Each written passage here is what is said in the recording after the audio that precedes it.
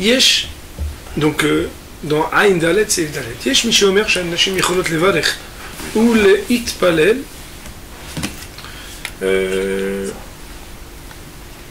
Keshen Nebushat Ahalu Kafabi Shen Mafsikot Lemata Me'alev. Yaki a dit, Yesh Mishi Omer, il y a une opinion qui dit, en réalité c'est l'opinion de Ruhot Haïm qu'on a vu dans Beth Yosef déjà, Shanashim, que les femmes Yecholim Levarech, elles peuvent, Yecholim ça veut dire Yecholot Levarech, Litpalel, et prier, faire la Hamida Keshen Nebushat Hanouk, même si elles ont qu'une tunique, bien qu'elles ne soient pas l'interruption entre la poitrine et le bas du corps. Veim Aga, et le rameau d'ajouter, Veim Na'arumot, c'est-à-dire mais si elles étaient totalement nues, ça veut dire sans tunique, il eût fallu normalement, d'après la halakha, que la herva soit, c'est-à-dire la nudité, la partie génitale de la femme, soit ensevelie, couverte, bakarka dans la terre. Bon, Rabouta, vous comprenez, dans la terre, ça veut dire, si elle n'a pas de vêtements, le seul moyen, c'est comme ça. Ça ne veut pas dire qu'on demande à une femme de creuser un trou de 10 mètres pour pouvoir faire la... C'est pas ça qu'on est en train de dire, c'est qu'il faut trouver un moyen de se couvrir. Okay? Ou bien qu'elle s'asseye sur quelque chose pour couvrir. Car alors, leur cœur ne voit pas leur herva, ce qui n'est pas le cas pour un homme. En réalité, ici, dans les mots du rameau, on ne comprend pas bien pourquoi. Parce que, étant donné que ce qui était interdit pour l'homme, du fait du principe de libor et herva, c'est-à-dire que le cœur était présenté en face de la herva, et qui exigeait de faire une séparation à partir d'en dessous le cœur, n'est pas exigé dans les mots qui sont rapportés dans le Seif Dalet, où là-bas on dit que si elles avaient une tunique, même s'il n'y a pas d'écran entre le cœur et la poitrine et le bas du corps, il n'y aurait pas de problème. Aussi, lorsqu'on lit les paroles du rameau, qui ensuite nous parle d'un cas de figure où la femme est totalement nue pour qu'elle se couvre le bas du corps, sa herva, ici, a priori, on ne pense pas comprendre que cela relève du problème de libor et herva, mais de ce que nous on a pu énoncer comme étant gilou et herva. Ça veut dire la nudité dans l'absolu. Autrement dit, la femme, puisque, et on avait vu dans Mishnah Brura déjà, ou en tout cas dans le Beth Yosef, qu'à partir du moment où son anatomie fait que son cœur ne voit pas sa herva, alors a priori, à partir du moment où elle a quelque chose qui recouvre sa herva, il n'y aurait pas de problème. Et que, même si dans les mots du rameau est marqué des az, el liban ro'e herva chez la haine, alors a priori ici on aurait un problème. Peut-être nous allons voir que le Mishnah Brura sera mityahes, prendra en considération cette remarque. Nous dit le Mishnah Brura, Seif Dalet, Seif Katan, Tedvav, Yecholot, Levarech. D'ailleurs vous avez vu qu'il y a marqué Yecholim, lui il a dit Yecholot, comme la petite remarque linguistique que j'ai faite. Atam, la raison elle est des Ervatan les Matameot, car leurs parties génitales sont très en bas, c'est-à-dire qu'elles ne sont pas présentées devant, mais totalement en dessous du corps. Et donc le cœur ne peut, son cœur ne peut voir la herva. Quoi qu'il en soit, même amdot arumot, si elles se tiennent dénudées totalement, il y a dans le cas où elles sont totalement dénudées un autre interdit qui s'appelle Gilou Yerva, c'est-à-dire le fait d'être dévêtu. Le mitzad alev, pas par rapport au cœur, et la mitzad sheneemar, mais du fait qu'il a été dit Velo yira'e becha ou lo yira'e becha ervat davar. Et alors quoi? Lo yira'e becha ervat davar, je ne sais pas si vous vous rappelez, mais le Mishnah Brura un peu plus haut avait expliqué que on peut comprendre de lo yira'e lecha ervat davar que l'on parle qui viachol, qui akadosh baruchu, ou n'importe qui d'autre, s'il était présent, c'est-à-dire akadosh baruchu parce qu'il est toujours présent, et n'importe qui d'autre qui aurait été présent, aurait pu voir la herva. Et le fait qu'elle soit totalement dénudée, ça relève d'un autre interdit que le cœur qui voit la herva. Et elle n'aura pas le droit de prononcer une bénédiction. Elle a tzricha acheté yoshevet, mais il faudrait qu'elle s'asseye. D'ailleurs, comme le rameau lui-même l'a écrit, chez Alidé Shivata Panea chez les Matamechousim, que Behemet, quand elle est assise, Péania chez les matins, c'est-à-dire ce qui eût pu se voir par en dessous, c'est comme ça qu'il veut dire Péania chez les matins, ce qui aurait pu être vu par en dessous, Mechoussim sera recouvert. Et alors, sa partie génitale ne sera pas visible. C'est-à-dire visible dans le sens dénudé ici. Et ce que le rameau a dit, qu'à ce moment-là, quand elle est assise, son cœur ne verra pas la herva, l'avdavka liban. Ici, il ne faut pas prendre mot pour mot ce qu'a dit le rameau. Des Liban, car leur cœur, belav achi eno roe ervatan. On a déjà dit plus haut que le cœur, de toute façon, il ne voit pas la herva. Et là, shelote begilui herva. Mais uniquement pour dire que grâce à cela, elle ne sera pas dans ce qu'on appelle gilui herva, ça veut dire la nudité dans l'absolu. Les gamrés. Alors je relis, j'ai mal lu. Et là, chez l'ote bigilou erva les gamre ka'amar. Mais ce qu'il a voulu dire, c'est qu'elle ne soit pas totalement dénudée. Veta'out sofer ou, et c'est une erreur d'imprimerie. Ve'tsarich lomar, et il faut dire à la place. Ve'az enonir erva shelaem, elle ne peut pas être vue, c'est-à-dire dans l'absolu, elle n'est pas dénudée, leur erva. Marqué dans Mishnah, c'est Gdal Tetzain. Mais Aleph, c'est-à-dire quoi mais Aleph? Si c'est en dessous du cœur, et le Bah, lui, il n'est pas d'accord avec cette halakha-là. Les Sphira, et lui, il pense. Que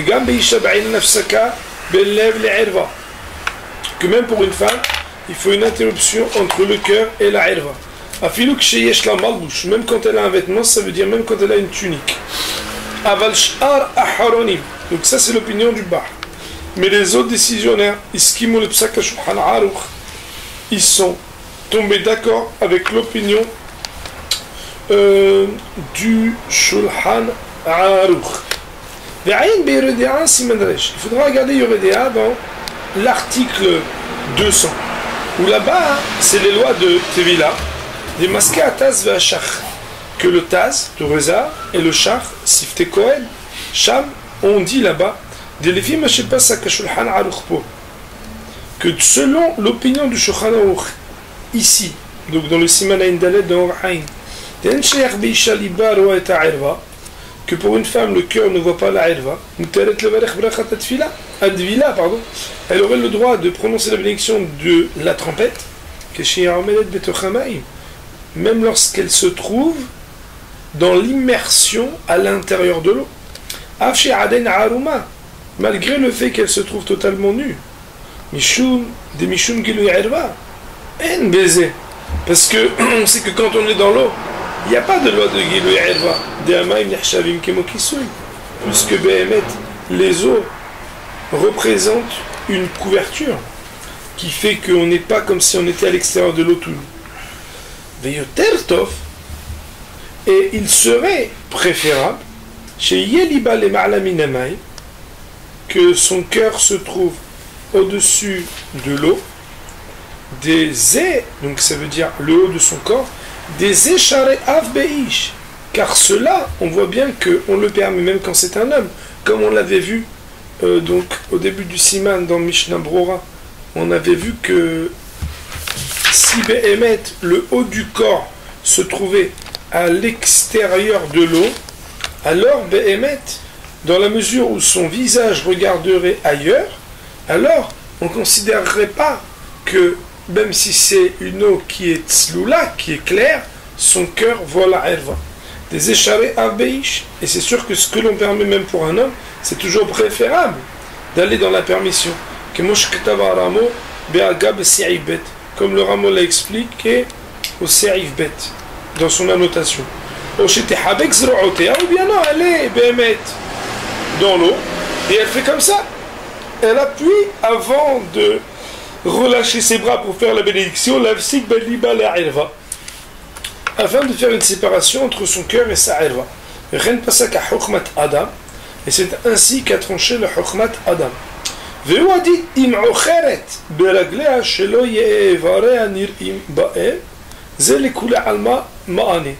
Et aussi, en kheret, on avait dit que ça veut dire troubler l'eau avec ses pieds, afin que ses membres ne soient pas visibles.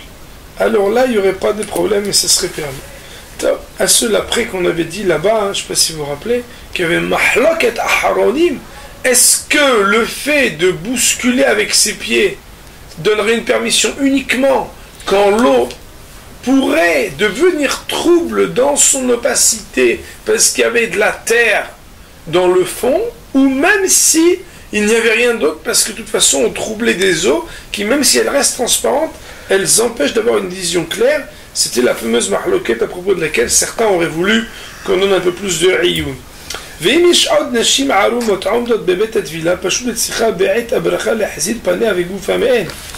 il est évident que si d'autres femmes sont présentes toutes nues au moment de se tremper, que elle, au moment où elle prononce sa bénédiction, il faudra qu'elle leur donne le dos de son visage mais aussi de son corps pour donc leur donner le dos. Et même si on considère que le lieu du mikvé, c'est-à-dire quand elle se trempe dans l'eau, c'est considéré comme une sorte d'entité indépendante au niveau des domaines, et que on se serait dit, donc il n'y a pas de problème, puisqu'elle est dans l'eau, elle n'a pas besoin de se retourner, l'omahane, cela ne servira pas suffisamment pour se permettre uniquement de, par exemple, fermer les yeux, ou de se dire, de toute façon, je regarde autre chose, que de comme il sera montré plus loin à l'article 79 alinéa 2 et vous regarderez là-bas. Alors ici il y a un sujet très intéressant, c'est que le Shulchan Aruch ici, et je pense qu'un des amis avait fait la remarque hier, je crois que c'est toi qui avait demandé, il avait marqué Yesh Miché Omer. Yesh Miché Omer, il y en a qui disent, souvent c'est amené quand le Shulchan Aruch amène une première opinion puis une seconde. Ou bien Yesh Omri, mais Yesh Omri. On a par exemple le principe qui dit que quand le Shulchan Aruch amène une première opinion anonyme et des opinions au nom de quelqu'un, il y a ce qu'on appelle Stam Veyesh, Halakha Kestam. Opinion anonyme et après une opinion au nom de, il y en a qui disent, la halakha est comme Stam, sauf que Yesh, ça veut dire quoi? Ça veut dire que si tu peux faire aussi la deuxième opinion, c'est bien. Alors que quand il y a Yesh Veyesh, si on a deux opinions citées au nom de, il y en a qui disent et il y en a qui disent, halakha ki yesh batra, on va à la halakha comme le dernier Yesh. Ici, il n'y a qu'une seule opinion qui est ramenée, d'accord? C'est quoi? C'est qu'il y a marqué Yesh. Il y en a qui disent que. Si le Shulchan Aruch il pensait que la halakha était comme ça, pourquoi il a besoin de dire il y en a qui disent que? Alors il y a plusieurs manières d'expliquer pourquoi c'est comme ça. Mais ce qui est intéressant, c'est que le Shulchan Aruch, dans Yoredea sur les lois de la trompette, il tranche pas comme il tranche ici. Ça veut dire que ici, il dit que Béhémet, il n'y aurait rien besoin, et la femme elle pourrait, d'après la stricte loi, dire une bénédiction. Pourquoi? Parce que son cœur il voit pas sa herva. Et pourtant, dans Siman Resh, dans Shulchan Aruch là-bas, il dit que la femme elle est obligée de serrer ses bras. Alors le Kaf HaHaim, lui, il est omed, ça veut dire il parle de ce sujet-là, et il dit que c'est la raison pour laquelle le Shulchan Aruch dit Yesh Miché Omer. Ça veut dire quoi Yesh Miché Omer? Pour dire qu'il y a une opinion comme ça, mais lui il pense pas comme ça. C'est-à-dire que d'après le Mechaber, et donc plus généralement les Sfaradim qui suivront l'opinion de Rabbi Yosef Karo, donc devront savoir ce qui a été dit de manière claire et sans dire Yesh Miché Omer dans les lois de la trompette, de la tvila des femmes, pour savoir que ils devront, donc les femmes devront, pour se tremper, serrer leur corps avec leurs bras pour pouvoir prononcer la bénédiction dans le mikvé, parce que sinon il y aura un problème. Ah, pourtant il y a marqué Yesh Miché Omer, peut-être ça veut dire que si elles ne l'ont pas fait, ou que si elles ne peuvent pas le faire, peut-être les choses seraient différentes et on pourrait s'appuyer sur cette opinion. Mais entre le Yesh Miché Omer ici qui permet et le Stam, c'est-à-dire une opinion énoncée de manière limpide et claire, formelle, à dire qu'il faudrait respecter les règles qui font que le cœur de la femme ne voit pas sa herva, alors ça voudrait dire que Béhémet, le Mechaber, aurait tranché dans une opinion qui rejoindrait l'opinion du bas. Juste, il faut savoir qu'il y a un sujet important à savoir, est-ce qu'une femme dans un mikvé chaud, elle a le droit de prononcer la bénédiction de la tvila ou pas? Parce qu'il y en a qui disent qu'un mikvé chaud, il aurait une loi qui interdirait de prononcer la bénédiction. C'est pas notre sujet maintenant, un jour peut-être on étudiera une loi de tvila, mais ben, sachez, on étudiera ça à un autre moment, mais j'ai mis juste les réserves à émettre. Il est marqué aussi, Ketan Yudzain, tout hot. On a dit que si les femmes sont toutes nues totalement, il faut que ce soit tout hot. Ça veut dire quoi tout hot? Ça veut dire, ça veut dire collé et recouverte. Bekarka dans la terre. Ce qui n'est pas le cas de l'homme. De l'osher ze qui abetzim vagid boltim. On ne peut pas dire que ça suffit juste d'être collé. Parce que tu veux dire quoi collé? Il y a la bourse et il y a la verge qui dépasse. On ne peut pas dire collé. Donc tu es obligé de faire en sorte d'avoir quelque chose qui recouvre. C'est la raison pour laquelle on ne se suffit pas de dire qu'un homme il peut se mettre sur un endroit qui va le recouvrir, parce qu'on ne peut pas recouvrir quelque chose qui dépasse. Il faudra regarder Magen Avraham plus loin à l'article 206 du Shulchan Aruch, des Da'ato qui pensent des Af im Agavot Nir'im, que même si Agavot nous avions dit que c'était les fesses, Nir'im sont apparentes, En les Akpid. Il n'y a pas à être pointilleux et à penser que cela pose problème. Des Agavot, En ba mishum erva. Parce que les fesses ne sont pas considérées comme erva concernant les lois de Kriyat Shema. Pardon. Et c'est comme ça qu'il se comprend un peu du biuragro. Vous avez un point après biuragro? Moi non, et je l'ai rajouté. Obéliaraba Pasak. Mais dans le Liaraba, lui, il tient l'opinion, il tranche, que les fesses aussi sont considérées comme erva. Alors ici on met une petite annotation, c'est que le Mishnah Brura, par ailleurs au Siman Reshvav, dirait qu'a priori celui qui peut se couvrir les fesses devrait le faire. Ça veut dire que même si d'après la stricte loi il a amené des poskim qui permettent, alors a priori celui qui pourra couvrir, alors il fera en sorte de se couvrir. סעיף A, שאר איבריו רואים את הערווה מותר, אבל אם איזה מהאיבריו נוגע בין בערוות או בין בערוות חברו, אסור לקרוא קריאת שמע ולהתפלל, ויכולותיו של הערווה שוכבת עליהם צריך להפסיקם בבגד או להרחיקם מיד שלא ייגע הגיד בהם. שאר איבריו, le reste des membres, רואים את הערווה, il n'y a pas de problème qu'il soit présenté en face de la ערווה. Pourquoi? Parce que c'est moutar. אבל אם איזה איבריו נוגע בין בערוות או בין בערוות חברו, mais si un de ses membres touche sa propre erva ou la erva de son prochain, de son ami, à son likrot kriyat shema, il n'y aura pas, parce qu'il y a du contact, la possibilité de kriyat shema ou l'itpel de faire la mida. V'yelchotav, et ses cuisses, chez erva shechevet alem, sur lesquelles l'organe génital est posé, et donc qui est en contact, il faudra qu'il y ait un écran de vêtements. Sous-entendu, un caleçon qui serait par exemple trop large, et qui donc ferait que la herva puisse être portée d'un côté ou de l'autre en contact direct avec la cuisse, poserait un problème pour la récession du Kriyat Shema, si on en croit les mots du Mehabel ici. Et il faut toujours les croire à l'envers. Et ça veut dire qu'on va juste regarder Mishnah Brura ce qui en ressort. Ou bien, s'il n'y a pas de séparation de Beged, il faudra écarter la herva de manière à ce que la verge ne touche pas la cuisse. Voyons sur cette partie le Mishnah Brura. Seif et Seif Katan Yudhet. On va devoir accélérer un petit peu. Ro'im et.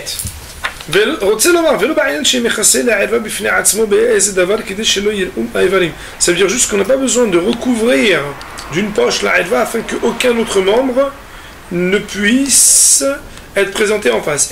Mais voilà. N'importe quel des membres. Par contre, s'il y a un contact, alors on va dire qu'il ne faudra pas. Pourquoi? Parce qu'on va mettre une barrière. À dire que même quand c'est les autres membres qui touchent, on n'a pas le droit de le Kriyat Shema, Mishum, de peur d'en arriver, et de peur que ses mains ne viennent à toucher, et quand les mains touchent la herva, alors ça amène à dépenser. C'est que Tankav, Agid, Bahem, la verge touche les cuisses, pardonnez-moi, Aval Benegia des kisses.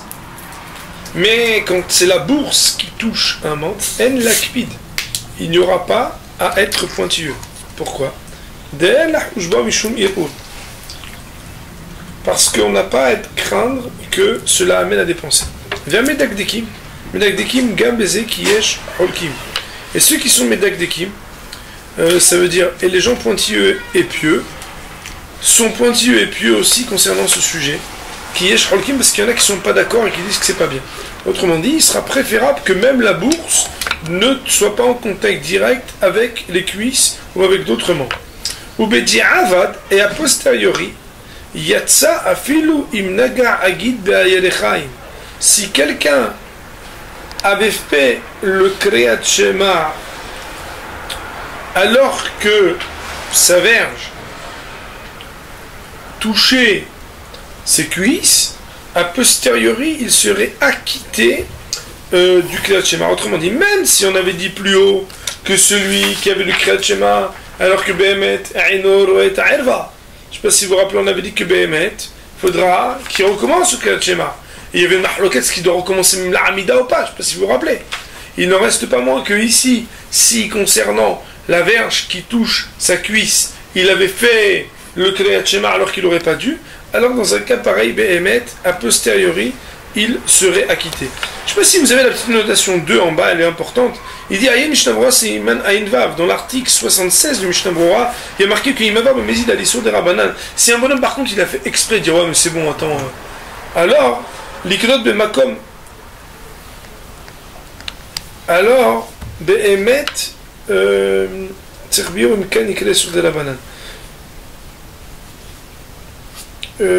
Ici donc il dit juste qu'il faudra regarder Mishnah Brura dans le Seif Katan Lamed Gimel Siman Ayin Vav, où là-bas il explique que Behemet, si quelqu'un il a transgressé un interdit des Rabbanan, alors Behemet, peut-être qu'il faudrait qu'il refasse la mitzvah. Pourquoi? Ça voudrait dire que ça dépend. Si quelqu'un il a fait sans faire exprès, alors il a fait sans faire exprès. Si il a fait volontairement, transgressé un interdit des Rabbanan volontairement, parfois il y a une sorte d'amendement des Rabbanan de devoir recommencer. سيفا بيتا تليتو حجورا على المتناب لخصوتو من متناب المتا فبيش متناب المعنى وعرض متالي كروت كاتشما عملية بلنا سورة شيخ السليبو أيتا تليتو حجورا على المتناب لخصوتو من متناب المتا si un bonhomme il était couvert à partir de la ceinture et en dessous فبيش متناب المعنى وعرض même s'il est tout nu le haut متالي كروت كاتشما عملية بلنا سورة شيخ السليبو il aura le droit de lire Kratchema mais pour pouvoir réciter la Hamida ça sera interdit jusqu'à ce qu'il se recouvre son cœur. Alors, il est marqué ici dans le Mishnah Brura, ça veut dire même s'il a juste un short, très short, qu'il est juste en dessous de sa erva, des baisers d'Aïmidina, parce que d'après ça, d'après la stricte loi, ça suffit, les Kriyat Shema pour le Kriyat Shema. Avalit fila, mais pour pouvoir faire la Hamida, ça lire, chez Yemechoussé, Kol Goufo, il faudrait qu'il soit recouvert tout son corps. Nous dit Seif Ketan Kavbet, Afapi. Ça veut dire quoi Afapi? Bien que quoi? Regardez ce qu'il est le Seif Ketan Kavbet. Bien que il est nu en haut, les makomat hak. Et tout ça c'est bien entendu quand t'as pas le choix. Et des il a vaché parce que c'est pas comme si c'est pas dans un cas où t'as pas le choix. Et nachol et kathila la asot kana filu beze bracha. Mais quand je parce que si c'est pas dans un cas de force majeure où t'as pas le choix, alors il n'est pas convenable de faire ainsi. Même pour une quelconque bénédiction, a fortiori pour le Kriyat Shema. Ça veut dire aussi, Moraï Verabotai, que dans le Mishnah Brura, il serait médouillac, il se comprendrait que ce qui est permis pour Kriyat Shema serait permis pour des bénédictions, par contre, ce ne serait pas permis pour la Hamida. On va voir la halakha wal ma'aseh dans une minute, qu'est-ce qui est la stricte loi, qu'est-ce qui est mieux, et quelles sont les familles des choses qu'on a le droit et pas le droit de dire. Nous dit le Mishnah Brura c'est Klan Kapri, mais Moutar Likrot, on aurait le droit de l'Ikrat Shema. Puisque la Erva elle est Mechoussa, elle est recouverte. Et qu'il a une séparation faite entre son cœur et sa Erva. Alors il n'y aurait pas de problème. Par contre, pour faire la Hamida, il faut que son cœur soit recouvert. Ça veut dire quoi? Ouadin Kol Goufo. Quand on dit que son corps il doit être recouvert, ça ne veut pas dire son corps, ça ne veut pas dire son cœur, pardon, ça veut dire tout son corps. Fenakat Libo a idée de Recha. Et il a parlé du cœur parce qu'au début il parle d'un Kriyat Shema qui n'a pas besoin de recouvrir son corps. Oh, pardon, je répète. Il a marqué qu'il faut qu'il recouvre son cœur pour faire la Hamida. Il dit Wadin Kol Goufo, Behemet, faut que tout le corps soit couvert. Fenakat Libo, pourquoi alors il a utilisé le mot cœur alors qu'il veut dire le mot corps? C'est parce que Aïdé des Recha Kriyat Shema Libo, c'est pour dire que de la même manière que d'une part, pour Kriyat Shema, on n'a pas besoin de recouvrir son cœur, d'après la stricte loi, il n'en reste pas moins que pour la Hamida, il est obligé de recouvrir pas seulement son cœur, mais tout son corps. Mais t'as tu la Hamoura, les filles. Ah, pourquoi la Hamida est plus grave que Kriyat Shema? Bizarre. Non, la fiche de Tfila, c'est parce que la Tfila, il y a une loi qui dit que pour la Tfila, il faut se présenter comme si on se présentait devant le roi. Et on parle avec lui. Et il faut se présenter avec crainte et avec une manière qui montre qu'on redoute quelque chose. Avec Kriyat Shema, mais le Kriyat Shema, on prend sur ce jeu-là au divin, mais on ne se présente pas devant le roi. Bien entendu, le roi il est toujours présent, mais c'est-à-dire qu'on ne se fait pas beau pour le roi. Ça, ce qui n'est pas le cas de. Alors, on va dire que pour Shramchim Shamuro à Siman Aïn Dalet, on va dire Baruch Adonai Le'olam Amen V'Amen, mais nous allons quand même citer les poskim, la Lachol Maaseh, pour savoir qu'est-ce qu'on a le droit de faire ou pas, et dans quelle tenue. Alors juste sur le Siman Aïn Dalet, il y avait 2-3 remarques qu'il fallait citer au nom du Kaf Haïm de Rabbi Yosef pour les Sfaradim. Quand nous avions parlé du cas de la femme, on avait dit que la femme, elle avait des permissions particulières. Alors le Kaf Haïm dit que la femme, elle aura aussi l'obligation pour pouvoir prononcer la bénédiction, donc une bénédiction dans l'eau, d'avoir le haut du corps qui est à l'extérieur de l'eau, c'est-à-dire la partie du lèvre, du cœur, ou bien que si elle est dans l'eau, qu'elle serre fort ses bras en dessous de son cœur, et c'est exactement la même chose qu'elle soit dans l'eau ou qu'elle soit avec une tunique. Ce sera important qu'elle ait quelque chose qui sépare entre le haut du corps et le bas du corps. C'est aussi l'opinion de Rav Ovadia Yosef donc, sur ce sujet. Alors, il en ressort que Behemet, pour pouvoir prononcer une bénédiction dans un mikvé, alors il y aura cet incident, c'est qu'une femme qui voudra prononcer la bénédiction quand elle est dans le mikvé, elle aura le droit d'après la stricte loi de le faire, mais soit il faudra qu'elle ait le haut du corps à l'extérieur de l'eau, et à ce moment-là elle n'a pas de problème, soit si elle a tout le corps entier dans la même partie, donc sous l'eau ou au-dessus de l'eau, alors il faudra qu'elle serre par ses bras pour faire une séparation dure, entre guillemets, ça veut dire serrée, entre le haut du corps et le bas du corps. Deuxième point, on avait cité dans Mishnah Berurah que les fesses, ça ne s'appelle pas erva. Alors, il faut savoir que le Kaf Haïm, lui, il tient la halakha qu'on n'a pas le droit non plus de prononcer une bénédiction, même si on a des fesses en face de nous. Et donc, ça voudra dire, bien entendu, à Rabouta, vous avez compris, on parle de fesses, par exemple, on est avec un frère, je sais rien, qu'on voit mikvé, alors le ma'aseh qui fait une bracha, qui fait Kriyat Shema, alors le éther qui avait tenu par Mishnah Berurah n'est pas retenu par le Kaf Haïm, parce que le Kaf Haïm dit que même comme ça s'appellera Erva. Enfin, on avait dit que quand on porte un vêtement et que la verge est posée sur une cuisse, ça veut dire par exemple une sorte de caleçon. Alors on avait dit donc quoi, qu'il fallait faire en sorte de pousser ses jambes pour ne pas qu'on fasse une tfila. Alors la verge soit sur le corps, parce qu'il ne faut pas qu'il y ait un contact. Alors le Kaf Haïm dit, mais tu vois bien que les gens ils sont pas méticuleux de ça. Alors le Kaf Haïm dit, non, parce que ça c'est uniquement quand on n'a pas un pantalon. Si quelqu'un est en caleçon et qu'il n'a pas un pantalon, alors le ma'aseh on serait méticuleux de ça. Par exemple, si quelqu'un a une tunique seulement, parce que quelqu'un est juste en caleçon. Et dans la mesure où il a aussi un pantalon, alors les ma'aseh on pourrait permettre. Voici donc les petites remarques pour les Sfaradim sur le Siman Aïn Dalet. Baruch Adonai.